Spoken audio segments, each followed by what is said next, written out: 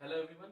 आज जो है हम पढ़ेंगे next scheduling algorithm that is round robin scheduling. ठीक है, तो देखिए राउंड रॉबिन शेड्यूलिंग जो है बहुत ही इजी और एक इफिशिएंट शेड्यूलिंग मेथड है प्रोसेस को एग्जीक्यूट कराने के लिए। ठीक है, तो देखते हैं क्या है। बेसिकली बहुत सिंपल है, देखिए नाम से ही पता चल रहा है राउंड रॉबिन, तो कुछ इसमें राउंड का कुछ कॉन्सेप्ट होगा तो उसे हम समझ लेंगे, बहुत ईजी है। ठीक है, देखिए है क्या, बेसिकली राउंड रॉबिन को मैं आर से रिप्रेजेंट कर रहा हूँ। तो राउंड रॉबिन जो है वो FCFS प्लस टाइम क्वांटम और टाइम स्लाइस के हिसाब से काम करता है। तो आप सोच रहे होंगे सर FCFS तो हमने पढ़ रखा है कि फर्स्ट कम फर्स्ट सर्व, ये एक नया टर्म जो आया है टाइम क्वांटम या टाइम स्लाइस है क्या, तो इस चीज को हम समझेंगे। देखिए इसको डायग्राम से समझते हैं। देखिए राउंड मैंने बताया ना, तो देखिए एक राउंड में एक डायग्राम बना रहा हूं। मान लीजिए दिस इज द P1 एक प्रोसेस है। ठीक है, दूसरा प्रोसेस जो है हमारा P2।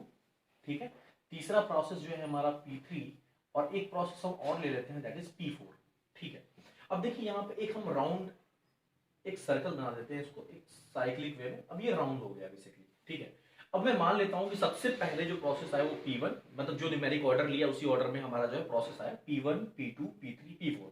अब सर इसका एग्जीक्यूशन कैसे होगा, तो इसका एग्जीक्यूशन देखिए सबसे पहले तो FCFS जो पहले आया वो एग्जीक्यूट करेगा, लेकिन इसके साथ साथ एक टर्म है टाइम क्वांटम और टाइम स्लाइस। क्या चीज होता है, देखिए हर एक न्यूमेरिकल प्रॉब्लम जब भी आपको गिवन होगा, वहां पे जब भी राउंड रॉबिन का क्वेश्चन होगा तो ये दिया होगा कि उस प्रॉब्लम में टाइम क्वांटम या टाइम स्लाइस क्या है। ठीक है, तो हम करते क्या है, बेसिकली मान लीजिए कि P1 का बर्स्ट टाइम, एक एग्जांपल ले रहा हूं कि इसका बर्स्ट टाइम जो है वो मान लीजिए आपका 7 है, इसका बर्स्ट टाइम जो है आपका 9 है, इसका बर्स्ट टाइम आपका 4 है और इसका बर्स्ट टाइम आपका 10 है। ठीक है, तो राउंड रॉबिन क्या करता है कि जो भी टाइम क्वांटम होगा या टाइम स्लाइस होगा, मान लीजिए एक न्यूमेरिकल प्रॉब्लम दिया जिसमें टाइम क्वांटम जो है वो आपको गिवन है 4 सेकंड का, तो इससे कहने का मतलब है कि एक पर्टिकुलर वे में तो प्रोसेस एग्जीक्यूट करेगा, मतलब P1 के बाद P2 P2 के बाद P3 P3 के बाद P4, लेकिन वो उतना देर ही करेगा जितना टाइम क्वांटम गिवन होगा, उसके बर्स्ट टाइम पे डिपेंड नहीं करेगा। फॉर एग्जांपल अगर मान लीजिए P1 प्रोसेस का बर्स्ट टाइम 7 है, तो P1 को जब हम CPU एलोकेट करेंगे तो ये 7 सेकंड के लिए एग्जीक्यूट नहीं करेगा, ये करेगा 4 सेकंड के लिए। तो 4 सेकंड जब एग्जीक्यूट कर जाएगा ये, तो कितना बचेगा इसका 3। ठीक है, P1 जो है स्विच कर जाएगा किधर, P2 की तरफ। P2 भी कितने देर के लिए एग्जीक्यूट करेगा, 4, तो बचेगा कितना इसका 5। फिर P3 जाएगा, ये 4 एग्जीक्यूट करेगा, ये P3 पूरी तरीके से एग्जीक्यूट हो गया। फिर P4 पे जाएगा, ये 4 एग्जीक्यूट करेगा, बचेगा 6। इसी तरीके से साइक्लिक वे में ये तब तक एग्जीक्यूट करता रहेगा जब तक कि उस प्रोसेस का कंप्लीशन नहीं हो जाता। ये है बेसिकली राउंड रॉबिन, इसलिए उसके नाम से ही मैंने कहा था कि आपको एग्जैक्टली पता चल जाएगा। नेक्स्ट थिंग देखिए कि the performance of RR depends on the size of the time slice, मतलब उसकी परफॉर्मेंस जो है, ठीक है, किसी भी उसकी एफिशिएंसी उसकी डिपेंड करती है size of the time slice, मतलब और टाइम स्लाइस को हम रिप्रेजेंट करते हैं स्मॉल क्यू से, कि स्मॉल क्यू मतलब टाइम क्वांटम की वैल्यू क्या है, उस पर इसकी परफॉर्मेंस डिपेंड करता है। अब देखिए दो कंडीशन है इसमें कि if Q is very large, आप ही सोचिए अगर क्यू वेरी लार्ज हो जाए, मतलब अगर मैंने यहाँ पे 4 लिया था, अगर मैं यहाँ पे 20 ले लेता, तो आपको ऐसा नहीं लग रहा कि इसका 7 था, इसका 9 था, इसका 4 था, इसका 10 था बर्स्ट टाइम।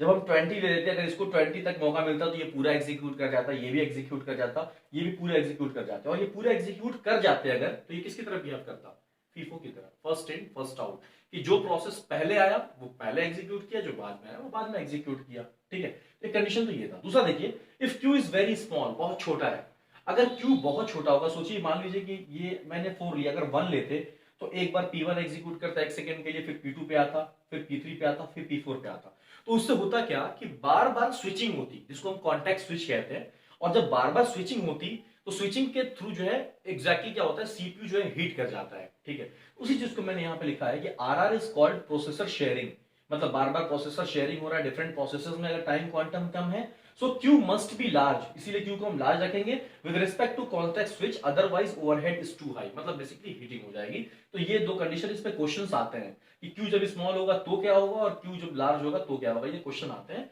और बेसिकली पहला वाला जो मैंने बताया कि आर जो है वो FCFS और टाइम क्वांटम जो है दोनों का सम है, ये आता है। अब इस पर हम एक न्यूमेरिकल प्रॉब्लम सॉल्व कर लेते हैं जिससे कि ये चीज क्लियर हो जाए।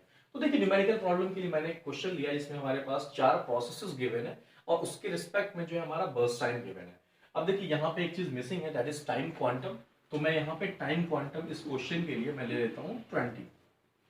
ठीक है, तो टाइम क्वांटम हो गया 20, तो अब इसके लिए हमें क्या चाहिए, क्या पता करना है, तो हमें पता करना है एवरेज वेटिंग टाइम। ठीक है, तो अब आपको समझ में आ गया होगा sir average waiting time find करना है, तो सबसे पहले हम क्या पता करते हैं, एक चार्ट बनाते हैं, गन चार्ट, कि किस वे में ये एग्जीक्यूट करेगा। तो गन चार्ट बना लेते हैं, ठीक है। तो देखिए गन चार्ट मैं बना रहा हूं, तो अब आप बताइए कि सबसे पहले जो प्रोसेस आया है वो P1 है, मतलब अगर ऑर्डर नहीं गिवन है तो यही ऑर्डर है, तो P1 को हम सबसे पहले दिए मौका। अब P1 कितनी देर तक एग्जीक्यूट करेगा? P1 का बर्स्ट टाइम है 53, तो 53 तक एग्जीक्यूट करेगा। आप कहेंगे नहीं सर, क्योंकि टाइम क्वांटम गिवन है, तो टाइम क्वांटम का मतलब है 20 है, तो सबसे पहले P1 जो एग्जीक्यूट करेगा कितने देर के लिए? 20 के लिए, ठीक है। अब P1 एग्जीक्यूट कर गया 20, तो कितना बचा? 20 एग्जीक्यूट कर गया यहां से, तो ये बचा आपका 33, ठीक है। अब आएंगे हम P2 पे, तो P2 पे जब हम आए तो P2 को भी मिलेगा तो 20 सेकेंड का टाइम, लेकिन इसका बर्स्ट टाइम 17 है, तो ये 17 तक ये एग्जीक्यूट करेगा। तो 20 plus 17 that is equal to 37। देखिए यहां पे बच्चे कंफ्यूज होते हैं कि सर 20 प्लस 20 कर दे 40, नहीं, 20 मौका मिला है, लेकिन उसने सीपीयू को कितनी देर तक लिया? 17 तक का उसको काम था बर्स्ट टाइम का, तो 17 तक उसने अपने प्रोसेस को कंप्लीट किया और सीपीयू को रिलीज कर दिया। तो यहाँ पे जो P2 प्रोसेस है उसने एग्जीक्यूट करके अब जो बचा उसका 0। अब देखिए बचा क्या है? P3 68 है बर्स्ट टाइम, लेकिन हम कितना तक कराएंगे? 20 तक, ठीक है। तो P3 जो है वो 20 तक होगा, तो ये बन जाएगा आपका 57। अब ये 20 तक हुआ, अब बचा कितना यहाँ पे? 48। उसी तरह P4 आ जाएगा, P4 को भी हम 20 का मौका देंगे, तो यहाँ मिलेगा सिर्फ बचेगा 4, तो 20 देंगे तो 57 और plus 20 that is equal to 77, ठीक है। अब देखिए ये हो गया। अब साइक्लिक वे में चलता है, मैंने बताया था अगर इसका डायग्राम बनाएंगे P1 P2 P3 P4, अब फिर कितना आ जाएगा? P1 में, P1 में कितना बचा है? 33, लेकिन एग्जीक्यूट कितना करेगा? 20 सेकंड के लिए, बचेगा कितना? 13। यहाँ लिखिए P1 एग्जीक्यूट करेगा 20 सेकंड के लिए, दैट इज 97। P2 कर चुका है सर। P3 20 एग्जीक्यूट करेगा तो बचेगा कितना? 28। तो P3 को हमने 20 सेकंड के लिए एग्जीक्यूट कराया, तो यहाँ पे हो गया ये 170, ठीक है। अब क्या है? P4 है। अब देखिए P4 को भी 20 मिलेगा, लेकिन 4 सेकंड में एग्जीक्यूशन इससे कंप्लीट हो जाएगा, 4 सेकंड में एग्जीक्यूट करके रिलीज कर देगा। तो P4 एग्जीक्यूट करके रिलीज हो गया, दैट इज 121। अब देखिए फिर वापस गया P1 की तरफ, P1 एग्जीक्यूट करेगा 13 सेकंड के लिए, 20 तो मिलेगा, लेकिन 13 एग्जीक्यूट करके ये सीपीयू को रिलीज कर देगा, ठीक है। तो P1 यहाँ पे लिखा, 13 इसमें ऐड करिए, तो P1 मिलेगा 13, इसमें 13 ऐड करेंगे आप, तो ये मिलेगा 134, ठीक है, 134। अब किसको मेरे को मिलेगा? अब यहाँ पे ये भी 0 हो गया। अब फिर P3 को मौका मिला और P3 एग्जीक्यूट किया कितने देर के लिए? 20 के लिए, बचा कितना? 8। तो यहाँ पे P3 एग्जीक्यूट करिए, तो ये हो गया 20 के लिए, तो ये बनेगा 154। अब देखेंगे आप, तो फिर एक साइकिल में सिर्फ P2 बचा है। अब ये फाइनली जो है P2 का हम एग्जीक्यूट, सॉरी P3 है, P3 को हमने जो है एग्जीक्यूट किया फाइनली, ठीक है। कितने सेकंड के लिए? 8 के लिए, तो 154 plus 8 that is equals to 162, ठीक है। तो ये बेसिकली हमारा गन चार्ट कंप्लीट हो गया। अब जब गन चार्ट कंप्लीट हो गया है हमारा, तो हमें वेटिंग टाइम निकालना है बेसिकली सबके लिए। Waiting time for P1, waiting time for P2, waiting time for P3, waiting time for P4, और इनको ऐड करके divided by number of processes, वहां से हम एवरेज वेटिंग टाइम ले लेंगे। तो देखिए यहाँ पे वेटिंग टाइम फॉर, अगर मैं P1 की बात करूं, वेटिंग टाइम फॉर P1, इसे इंपॉर्टेंट तरीका देखिए, बहुत ट्रिकी तरीके से हम सॉल्व करेंगे। तो P1 का वेटिंग टाइम देखिए, मैंने कहा था P1 देखिए सिर्फ एक बार नहीं आया, इसमें P1 यहाँ भी है, P1 यहाँ भी है, P1 यहाँ भी है, तो इसका वेटिंग टाइम निकालने का तरीका जो मैंने बताया था, यहाँ पे वेटिंग टाइम है 0 प्लस, यहाँ पे जब दूसरी बार P1 आएगा तो इसका इनिशियल, मतलब जहां से ये शुरू हुआ है दैट इज 77, माइनस इससे पहले जो P1 जहां पे खत्म हो रहा है दैट इज 20, प्लस एक बार और P1 आया है, इसका इनिशियल दैट इज 121, माइनस इसका final that is equals to 97। इसे आप सॉल्व कर लेंगे तो फाइनली जो ये वैल्यू देगा दैट इज इक्वल्स टू 81।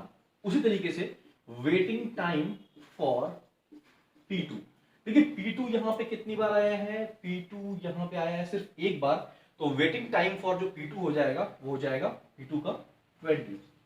उसी तरीके से वेटिंग टाइम फॉर P3 के वेटिंग टाइम की बात करें तो ये P3 यहां पे कई बार आया। सबसे पहले P3 का यहां देखिए वेटिंग टाइम तो 37, सबसे पहले 37 प्लस फिर P3 आ गया है यहां पे, तो P3 का initial that is equals to 97, minus इससे पहले जहां पे P3 है उसका final that is equals to 57, plus P3 यहां हो गया, P3 एक बार और आया है, यहां पे देखिए P3 है, इनिशियल कितना है आपका? अब देखिए यहां पे P3 134 है, तो इनिशियल आप यहां पे लिखिए 134, ठीक है, माइनस और इससे पहले जो P3 आया उसका final that is equals to 117, plus एक बार और P3 आया है, तो देखिए P3 का यहां पे अगर आप देखें तो इनिशियल और फाइनल दोनों सेम है, तो यहाँ पे हो जाएगा 0, 154 minus 154 that is equals to 0। अब देखिए फाइनली इसको आप सॉल्व करेंगे तो वेटिंग टाइम फॉर जो P3 आ रहा है दैट इज इक्वल्स टू 94। उसी तरीके से फाइनल अगर हम देखें आप तो वेटिंग टाइम फॉर P4 कहां कहां कितनी बार आया, एक बार दो बार। इसके लिए देखिए तो वेटिंग टाइम फॉर P4 कितना हुआ 57 प्लस जो नेक्स्ट P4 आएगा उसका इनिशियल लेंगे आप that is equals to 170 minus P4 का फाइनल पहले वाले का दैट इज इक्वल्स टू 77। ठीक है, अब कहीं आगे P4 नहीं है। ठीक है, इसको आप कैलकुलेट करेंगे तो ये आएगा 97। ठीक है, अब यहां से आप एवरेज वेटिंग टाइम फाइंड कर सकते हैं।